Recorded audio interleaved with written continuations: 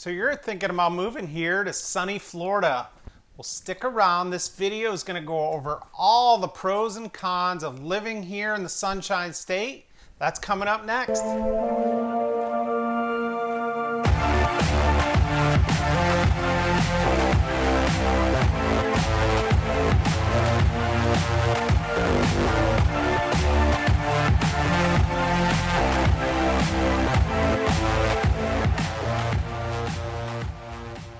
What's up, everybody? It's Matt Allen here with the Allen team. Hope you're having a great day today. Today we're going to have a little fun with this video.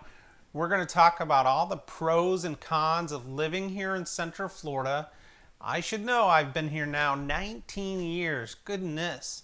I can tell you all the growth and all the changes that have happened over the last close to 20 years here in Central Florida. But I'm going to break it down into the good, what things I love about living here, and then some of the things I wish would change or you would see in other parts of the country. So without further ado, I'm going to start with the pros because that's always the most fun, right? Here we go. Number one. Number one's pretty much an obvious. It's the weather. It is always sunny down here. It's called the Sunshine State for a reason. We just have terrific weather down here, and coming from the Northeast in the Upstate New York area, I can tell you I was so sick of shoveling snow and scraping my car and things like that, that it was such a welcome change down here. We look forward to this time of year. Actually, we're in the February time, so it's a little cooler, but it's a great temperature to be outside, build a fire, things like that. So the weather is definitely number one on the list. So number two on my list, and this goes for anybody if you have children, if you're single, if you're just newly married, Central Florida has so many things to do. There's just, I've stopped counting how many things you can do down here on a weekly basis and never do the same thing twice. There's everything from museums to parks to and we'll hold the big mouse house to the end, but other theme parks and just lots of places to eat and explore. There's a lot of history down here. So it's definitely a place where there's a ton of things to do and you just never get bored.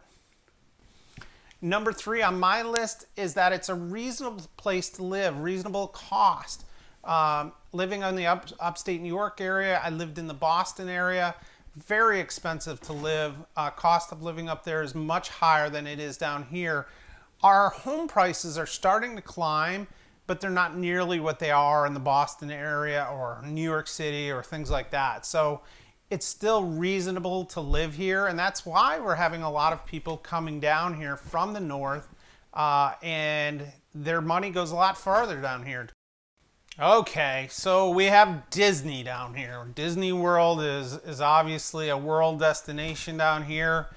Those of us that have annual passes, it's just a great place to spend a day, spend a couple days. We go there quite often. We have a young son, so we can be found at Disney a lot. And there's so many different parks and things. You can go to Disney, go to 2 or 3 rides while you're here, and then head home. So it's very easy to get to, and it provides just a great experience. The happiest place on earth, they say.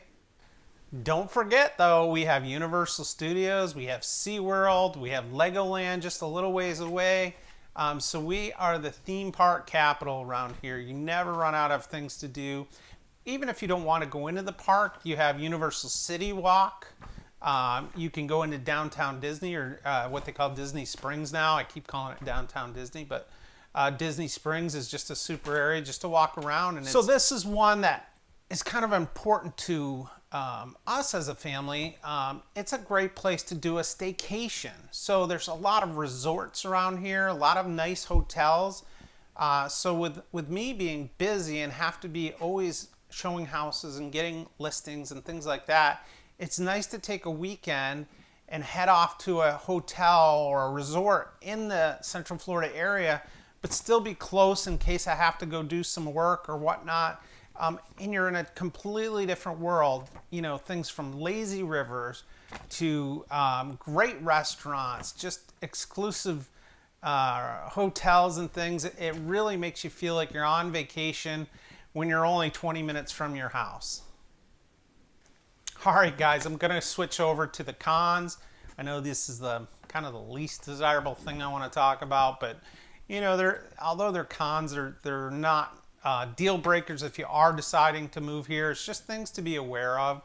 And I'm going to start off again, like I did with the beginning, is weather. Although the weather is sunny and nice, summers can get hot here. And I will warn you, working in a shirt and tie in July, it can be kind of uncomfortable. We do live in air conditioning around here, but when you do step out, you've got that muggy type of weather down here, and it's around for quite a few months. So it's just something you get used to. We have bugs down here. Get used to it. It's not a deal killer, but it's something you get used to. We have mosquitoes down here. We've got love bugs. If you don't know what those are, look them up. But we do have bugs down here. On top of that, we do have a lot of reptiles. We have alligators. So it's just something you kind of get used to. Coming from the north, I never had to deal with an alligator when you go jump in a lake. You know, it's not a lot in there in the north that's going to affect you. But when you jump in a lake here in Florida, in Central Florida, you needed to look around before you jump into any lake. The next one everybody kind of talks about and complains about down here, but quite honestly, you deal with this in any major city. I've lived in Boston, I've lived in Texas. Traffic is going to be heavy when you have a lot of people living in one area. The good news down here is they are doing a lot of new infrastructure, new highways, a lot of building going on to accommodate that traffic. It's never going to be perfect. It's just something you get used to down here. You know, the good news though is that there are always alternative routes around that type of traffic, and you know which areas to stay away from at rush hour, I-4. So, you know, keep that in mind. Although it is busy traffic-wise, again, not a deal killer. It's traffic happens throughout the United States, so keep that in mind. On top of traffic, one thing that is not so pleasant down here is that there are a lot of toll roads. So although we don't have sales tax down here, a lot of our funds are collected through toll roads. So there are quite a few of them. You know, you'll get the sensor in your car, and it basically charges you anytime you're going on.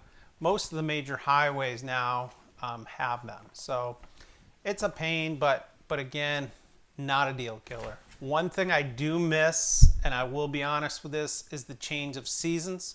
We don't have much of a change down here. We do get a little bit of a fall season, but nothing like the Northeast or probably in the West and things like that. So that's something you're just going to have to get used to not having. It's also pretty flat here. So if you came from an area of mountainous ranges and things like that, you're just not going to get a whole lot of that here. So not much I can do about that. So I'll end with the last one, which is our schools. Not that our schools are bad down here, but you definitely want to keep an eye on what schools you choose. We have a rating system down here. We also have a lot of private schools. So if schooling is extremely important to you, if you have kids, you know, that's something you definitely want to do some research on when you are moving down here to pick the right areas to go to great public schools, or enroll your children in private schools. So that's my list. Hope you guys enjoyed it. I had fun putting it together. If you have any questions, drop them down below. Again, like, subscribe, do all those things. Ring the bell so you can see when my next video is. And again, I appreciate your time. Have a good rest of your day. Bye-bye.